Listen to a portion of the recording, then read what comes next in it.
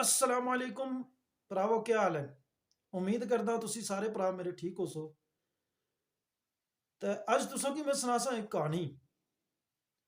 लेकिन कहानी सुनान तो पहले जड़े मेरे भरा चैनल ते नए न वो चैनल की सब्सक्राइब करो ते नाले एक घंटी का निशान आसी उस पर मार किन्यो ताकि जड़ी भी नई वीडियो आवे ना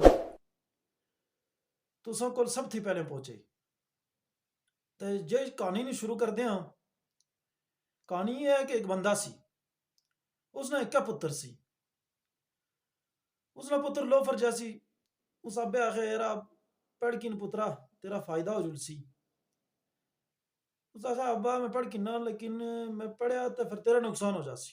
उस आखा हला नुकसान कड़ी की वजह थी होसी, जे तू पढ़ से तो मेरा फायदा ही होसी। तू कोई अच्छी नौकरी कर से तेरा एक नाम होसी तो तेरे नाम नाल मेरा भी नाम बोलिया जासी तो कितना फख्र महसूस होसी। उस आखा नहीं अब्बा गल है कि तुस मैं 10वीं तक पढ़ा सो तो या फिर आगे कॉलेज भी पढ़ा सो।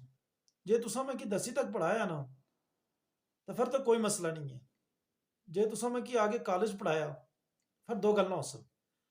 या फिर मैं कॉलेज में बहुत पढ़ाकू बच्चा बनी जुलसा तो या फिर एक गल हो सी कि मैं चरसी भंगी बनी जुलसा लोफर हो जुलसा। जे मैं अगर कॉलेज में लोफर हो गया फिर तो कोई गल नहीं है। जे अगर मैं पढ़ाकू बच्चा बनी गया फिर दो गल्लां हो सन। या तो फिर तुसमें कि आगे यूनिवर्सिटी भी दाखिल करा सो, ये दाखिल नहीं कराने लगे। जे तुसा में कि यूनिवर्सिटी भी दाखिल ना कराया फिर तो कोई मसला नहीं है। जे तुसा में कि यूनिवर्सिटी भी दाखिल करा किंदा फिर दो गल्लां हो सन। या तो फिर मैं कि उत्थे कोई कुड़ी पसंद आ जुलसी या कोई कुड़ी पसंद नहीं आने लगी। जे कुड़ी पसंद ना आई फिर तो कोई मसला नहीं है। जे अगर मैं कि कोई कुड़ी पसंद आ गई है फिर दो गल्लां हो सन। या तो फिर उस कुड़ी नाल तुस मेरा निकाह करा देसो या तुसी मेरा निकाह नहीं कराने लगे। जे तुसा मेरा निकाह ना कराया फिर तो कोई मसला नहीं है। जे तुसा उस कुड़ी नाल मेरा निकाह करा किंदा फिर दो गल्लां हो सन।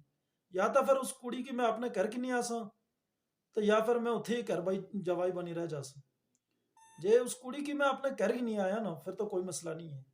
जे मैं अगर घर जवाई बनी गया फिर दो गल्लां हो सन। या तो फिर उसकी बात तुस मैनू याद करसो ये याद नहीं करन लगी। जे तुसा मैं की याद ना किता फिर तो कोई मसला नहीं है। जे तुसा अगर मैं की याद किता फिर दो गल्लां हो सन। या तो तुस मेरी याद भी तड़पते रह सो तो या फिर नहीं तड़पन लगे। जे अगर तड़पते नहीं तड़पे तो फिर तो कोई मसला नहीं है। जे अगर तड़पते रहे फिर दो गल्लां हो सन। या तो तुसी उसी तड़प विच बीमार हो जुलसो, तुसां दी सेहत खराब हो जुलसी या तुसी ठीक ठाक रहन लगे। जे तुसी ठीक ठाक हो गए हो फिर तो कोई मसला नहीं है। जे अगर तुस बीमार हो गए हो तो फिर दो गल्लां हो सन। या तो फिर तुस उसी बीमारी विच दुनिया रा चल बसो या फिर तुस दुनिया रा चल नहीं बसन लगे। जे अगर तुसी दुनिया रा ना चल बसियो फिर तो कोई मसला नहीं है। जे अगर तुसी दुनिया रा चल बसे तो फिर मैं उतों आके या फिर कबर ते मैं फिर दो गल्लां हो सन। या तो फिर मैं तुसां दी कबर ते उपर आके फातिहा खानी करसा या नहीं करन लगा। जे अगर मैं तुसां दी कबर ते आके फातिहा खानी कीती है फिर तो कोई मसला नहीं है। जे अगर मैं तुसां दी कबर ते आके फातिहा खानी ना कीती है तो फिर अब्बा तुसां दा सारा दी बड़ा नुकसान हो सी। तो ये खुद ही तुसी सोच किनो अब्बा इसी बिच पढ़ने बिच मेरा फायदा है या तुसां दा नुकसान है। अबे आखा यार जा जने दे पुत्रा तू पढ़ या ना पढ़ पर इतनी बड़ी कहानी जड़ी तू सुनाई है ना इसका मैनू कोई गल समझ भी नहीं आई है। इसका मैं ये नतीजा कढ़िया है कि तू जिस तरह लोफर फिरदा है ना उसी तरह ठीक है, तेरे पढ़ने की कोई लोड़ नहीं है। तो भरावो अगर वीडियो पसंद आई इसमें शेयर करो, लाइक करो, कमेंट्स करो तो चैनल के भी सब्सक्राइब करी किन्यो तुसां दी बड़ी मेहरबानी होसी। ठीक है फिर फी अमान इल्लाह।